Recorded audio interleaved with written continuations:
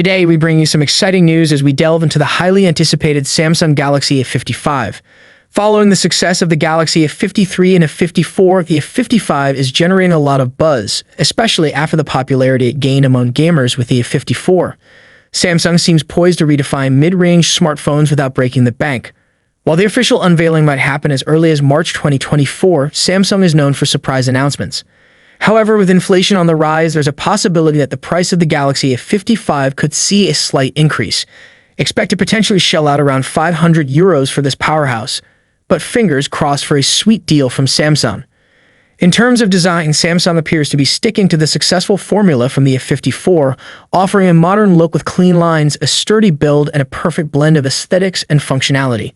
Samsung's reputation for stellar screens is likely to continue with the A55, possibly featuring a top-notch 120Hz AMOLED display. The Galaxy A55 is expected to retain the 50-megapixel main camera from its predecessor, the A54.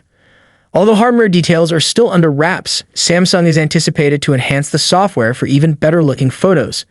Now on to the exciting specifications. Speculations suggest the Galaxy A55 might be powered by the Exynos 1480 and a formidable Samsung Galaxy 530 GPU. If it incorporates AMD's RDNA tech, this could position the A55 as a gaming powerhouse, rivaling even more expensive devices. Early tests indicate that the Exynos 1480 might outperform its predecessor, promising a smooth gaming and app experience.